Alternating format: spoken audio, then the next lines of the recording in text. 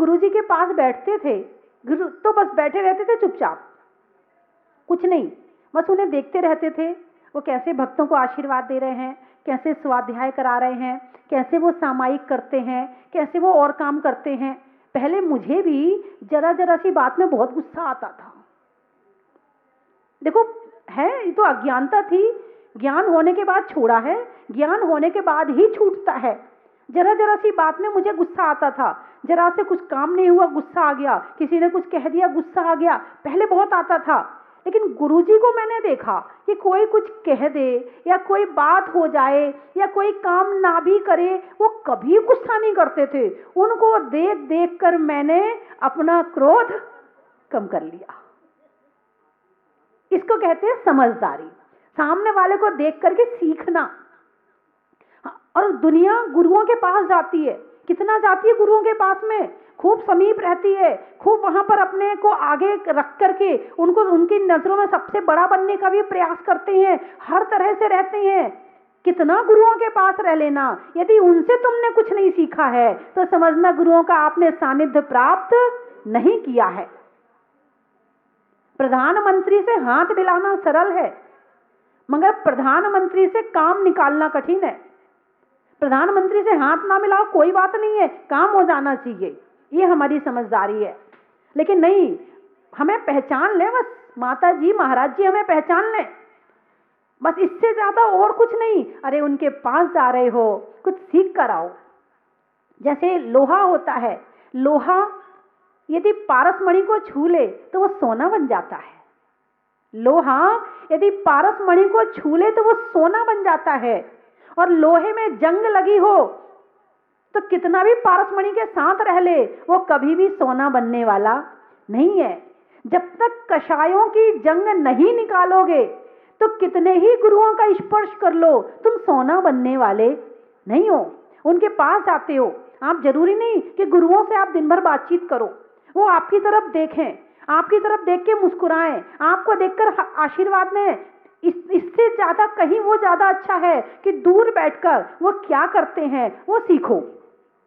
यदि दूर बैठकर आपने सीख लिया, दूर बैठकर आपने ग्रहण कर लिया, तो आपका गुरुओं का सानिध्य प्राप्त करना सफल हो गया।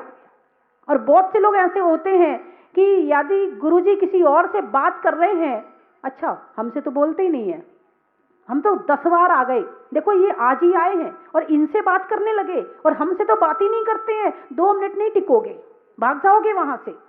अरे नहीं, वो कैसे बैठे हैं, कैसे बात कर रहे हैं, कैसे चलते हैं, कैसे आहार करते हैं, क्यों, उनकी क्या कारण है कि ये इतने बड़े बन गए और हम छोटे बने हैं, कारण क्या है, कारण खोजो कि हम छोटे क्यों हैं और ये बड़े क्यों है। यदि इन बातों का कारण खोजने लगोगे और अपने अंदर जो कमियां हैं उन कमियों को खोजने लगोगे, उन्हें निकाल निकाल के अलग करने लगोगे, तो समझना गुरुओं का सानिध्य प्राप्त करना सफल हो गया।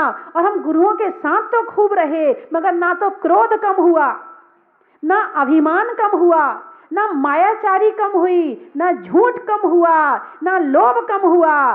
तो समझना आप पारसमणि के साथ तो हैं, मगर पारसमणि से कुछ भी नहीं ले पाए। इसी को कहते हैं समझ।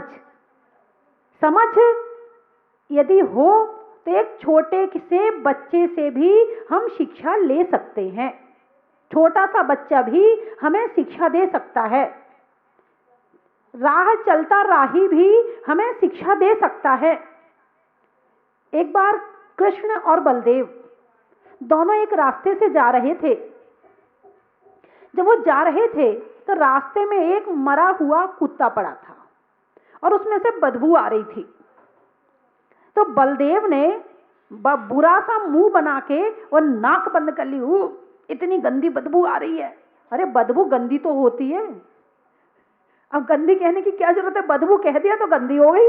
लेकिन नहीं, ये भी कहेंगे जरूर कितनी गंदी बदबू, बदबू अच्छी होती है क्या, नहीं होती है, बदबू तो अच्छी होती नहीं है। और फिर जिसका जैसा ग्रह होता है उसके हिसाब से उसे उसकी खुशबू या बदबू हर चीज की, किसी को पेट्रोल की जो स्मेल है वो अच्छी लगती है और किसी को उसमें बदबू आती है, बिल्कुल फैक्ट बात है। ये प्रिंटिंग की जो स्मेल है जो कागज में छपता है, किसी को बहुत अच्छी लगती है, किसी को उसको उसमें से बदबू आती है, किसी को खुशबू आती, चीज एक ही है, लेकिन जिसको आ रही है वो अपने अपने कर्म के उदय में आ रही है। किसके उदय में आ रही है? कर्म के उदय में आ रही है। लेकिन जो कुत्ते वाली बदबू है वो तो सबको ही बुरी लगेगी, किसी को भी अच्छी लगने वाली नहीं है। तो बलदेव ने बुरा सा मुंह बना करके और अपनी नाक बंद कर ली। कृष्ण जी ने नाक तो बंद करी मगर मुंह बुरा नहीं बनाया। ध्यान दो, सीखो। नाक तो बंद करी मगर मुंह बुरा नहीं बनाया। यानी कि यदि हमने मुंह बुरा बना लिया तो ये द्वेष हो गया, यदि मुंह बुरा बना लिया तो ये द्वेष हो गया। तो उन्होंने मुंह नहीं बुरा बनाया, बदबू आ रही, सहन नहीं हो रही, नाक बंद कर ली। और फिर बलदेव से कहते हैं, बलदेव देखो कुत्ते के दांत मोती जैसे चमक रहे हैं। उस सड़े हुए कुत्ते में उन्हें क्या दिखा? मोती जैसे दांत। और औरों को क्या दिखेगा? सड़ा हुआ कुत्ता। उस सड़े हुए कुत्ते में उन्हें क्या दिखा? मोती जैसे दांत। और औरों को क्या दिखेगा? सड़ा हुआ कुत्ता। जैसी दृष्टि वैसी सृष्टि। जैसा हम लेना चाहें संसार से वैसा ले सकते हैं। चाहे तो सड़े कुत्ते में मोती जैसे दांत दिख सकते हैं और चाहे दांत ना दिखे कुत्ता दिख सकता है। एक और उदाहरण बड़ा अच्छा आता है कि एक बार एक संत अपने शिष्यों को लेकर के, शायद युधिष्ठिर या दुर्योधन की बात आती है, तो जब वो द्रोणाचार्य लेकर के जा रहे थे तो द्रोणाचार्य ने दुर्योधन से कहा, जा भाई जरा ये आगे वाला गांव में देख, यहाँ के लोग अच्छे हैं या खराब हैं, यहाँ के लोग अच्छे हैं या खराब हैं। दुर्योधन तो अकड़ वाला था, और जरा भिक्षा भी मांग के ले आना। द्रोणाचार्य ने कहा जरा भिक्षा भी मांग के ले आना। अब वो गया, हमारे गुरुजी ने कहा है भोजन दे दो। अब कोई अकड़ के मांगेगा किसको मिलेगा? उसे कोई वहां जानता नहीं था कि ये दुर्योधन है, राजा का पुत्र है। सारे शिष्य वो अपने जंगल वाली ड्रेस में ही थे, तो लोगों ने दुत्कार दिया उसे, तो उसने भी चिल्लाना शुरू कर दिया, तो लोगों ने लड़ना शुरू कर दिया। अब तो दोनों की खूब लड़ाई हुई। लौट करके आया दुर्योधन।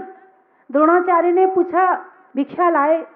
बोले कोई देते ही नहीं है, सब बेकार आदमी है, बहुत बुरे आदमी रहते इस गांव में। गुरुजी चलो यहां से, यहां एक भी आदमी अच्छा नहीं है। अच्छा ठीक है। अब उसके बाद में युधिष्ठिर से कहा, भाई तुम जाओ, जरा जाकर भिक्षा भी लेकर आओ और जरा देख कर आओ कि लोग कैसे हैं। युधिष्ठिर गया, सबसे जय जिनेंद्र करी, जय जैन भाई साहब, जय जैन भाई साहब। वैसे ही सुंदर था युधिष्ठिर, उसके रूप को देख के वैसे ही मोहित हो गए, चेहरे पर मुस्कुराहट और मोहित हो गए। आइए भाई साहब बैठिए ना, बिठा लिया। थोड़ी सी धर्म की चर्चा करी, लोग इकट्ठे हो गए। लोगों ने कहा आप भोजन कीजिए।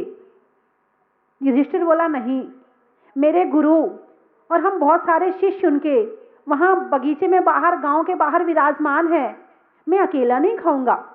पहले गुरु खाएंगे, उसके बाद शिष्य खाएंगे, मैं खाऊंगा।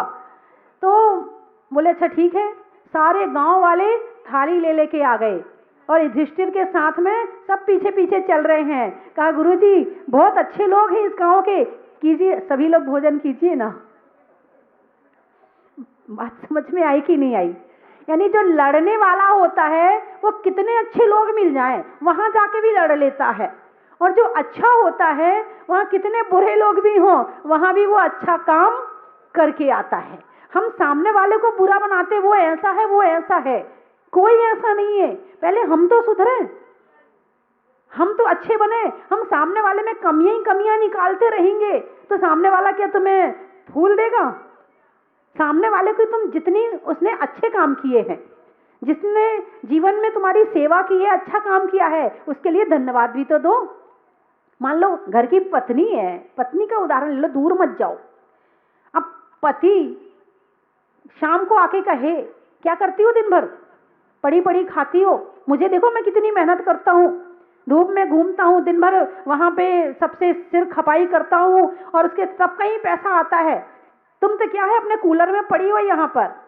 घर में 4 बच्चे हैं, सुबह से 5 बजे से उठी है, नाश्ता बना के दिया, चाय बना के दी, सबके लिए भोजन बनाया, तुम्हारे लिए टिफिन भेजा, पूरे सब्जी बनाई और घर में जितने झाड़ू पोंछा के काम होते सारा काम किया, बच्चों के कपड़े धोई, तुम्हारे कपड़े धोई हैं, शाम को फिर शाम का खाना बनाने शुरू हो गई और शाम को आके तुम ये कहो,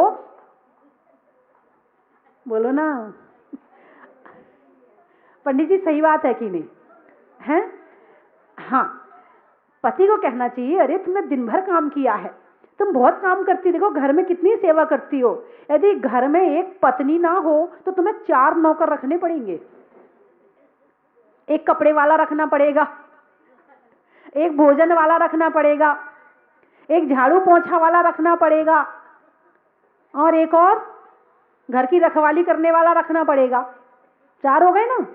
और एक को यदि वर्तमान में तुम 5-5, 7-7 हजार रुपए के एक नौकर को भी देते हो तो 5,000 ही मान लो, ज्यादा मत मानो। 5,000 भी तुमने एक नौकर को दिए तो कितने हो गए? 4 नौकर के 20,000। आज से 20,000 रुपए पत्नी को अपने आप दे दिया करो, उससे बिना मांगे उसके हाथ में 20,000 रुपए रख दिया करो। बाद में घर के खर्चे हैं, वो 20-20 हजार करके लाखों रुपए जोड़ेगी, कम से कम दान तो कर लेगी अपने हाथ से, कि जो उसकी भावना होती है दान करने की, कम से कम थोड़ा दान कर लेगी, पुण्य कर लेगी, जिसको वो देना चाहती है उसे दे देगी। आज से नियम ले लो सारे पति कि अपनी पत्नी को 20,000 रुपए जरूर देंगे। बोलो ना हाँ। एक भी हाँ नहीं बोल रहे, एक भी हाँ नहीं बोल रहे। अच्छा चलो 20,000 मत देना, 15,000 तो दे देना। वो भी नहीं, ओहो इतना भी नहीं देना चाहते। अब आप ही बताइए मुझे।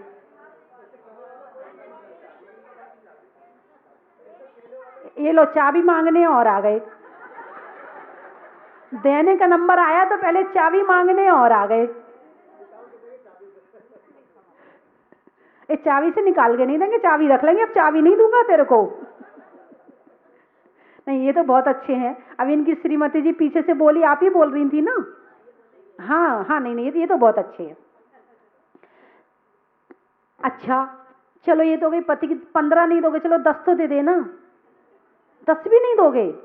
अब भाई देखो इतनी बेईमानी मत करो, चलो 5 तो दे ही देना। 5 भी जोड़ेगी तो 12 पंचे 60,000 रुपए साल के तो हो ही गए उसके। अरे ऐसे घर बहुत कम है, जरूरत पड़े काय के लिए चाहिए, कहाँ देना है? पहले 10 प्रश्न होते हैं, तब कहीं जाके पैसे मिलते हैं। और नाम तो इसको इनको कहते हैं लक्ष्मी। क्या कहते हैं इनको? लक्ष्मी इनके पास है नहीं, और नाम इनका लक्ष्मी है। कहते लक्ष्मी आ गई घर में। जब कोई लड़की पैदा होती है तो क्या कहते हैं? रानी बिटिया, रानी बिटिया, यही कहते हैं ना, रानी बिटिया, रानी बिटिया। उसके बाद जब शादी होती है तो बोले लक्ष्मी आ गई। क्या आ गई? लक्ष्मी आ गई। और थोड़े दिन के बाद झाड़ू बर्तन पोंछा बाई बन जाती है, रानी लक्ष्मी बाई। बचपन में थी रानी, फिर बनी लक्ष्मी और अब बन गई बाई, तो रानी लक्ष्मी बाई बन गई है। इसी तरह से पति दिन भर धूप में, बारिश में, सर्दी में मेहनत करके धन कमा के लाता है। और महिलाएं क्या करते हो? दिन भर दुकान में तो बैठे रहते, करते क्या हो तुम तो बैठे रहते, काम तो मैं ही करती हूँ सारा घर का। अब वो आते ही शुरू हो जाए तो क्या होगा? क्या होगा?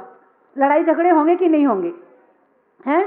तो ऐसे समय में पत्नी को कहना चाहिए, नहीं आप बहुत मेहनत करके आए, पहले आप हाथ मुंह धो, भोजन करो, पानी पियो, हैं, आराम करो, फिर मैं आपसे बात करूंगी, अभी नहीं करूंगी। कोई भी बात हो ठंडा करो फिर बात करो। अब आते ही उसने मुंह तो देखा नहीं, हो सकता है कि किसी ग्राहक से लड़ाई हो गई हो और वो आया था भरा हुआ, और यहाँ पत्नी ने थोड़ा सा छेड़ दिया। अब तो जितना दुकान का गुस्सा था वो सारा पत्नी के ऊपर निकल जाएगा। तो जरा इनका चेहरा देख लिया करो, फिर बात किया करो। अब कहीं बच्चे घर में परेशान तो नहीं कर रहे, लड़ रहे, खूब झगड़ रहे, लड़ रहे झगड़ रहे, पत्नी गुस्से में है और पति ने आके कुछ कह दिया तो वो सारा गुस्सा बच्चों का पति के ऊपर आ गया।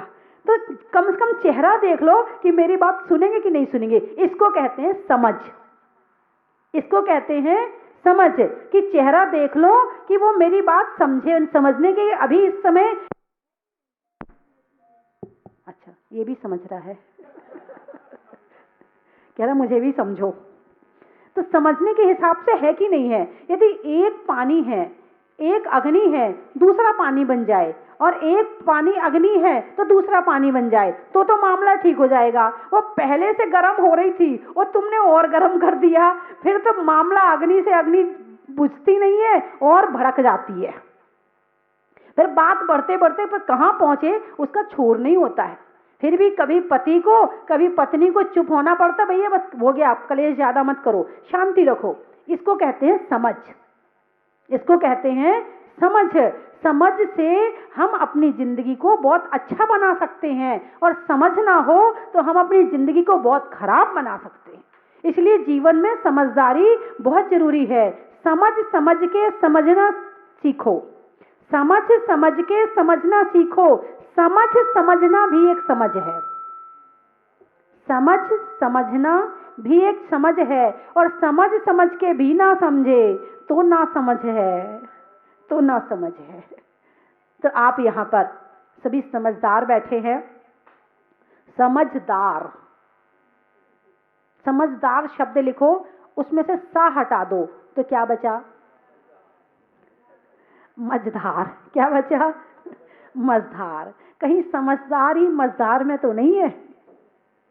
तो घर में इन छोटी छोटी बातों का यदि ध्यान रखा जाए तो कलेश होने से बचेगा, लड़ाई होने से बचेगी, और जितनी लड़ाई होने से बचेगी उतना मन शांत रहेगा, और जितना मन शांत रहेगा उतना माला में मन लगेगा, पूजा में मन लगेगा, स्वाध्याय में मन लगेगा, भक्ति में मन लगेगा, गुरुओं के पास जाने की इच्छा होगी। और दिमाग में यदि टेंशन हो, क्रोध हो, तो ऐसे समय में आपका कहीं भी मन लगने वाला नहीं है। तो इसीलिए मैं ये सब बातें इसलिए बताती हूँ कि आपका मन शांत हो।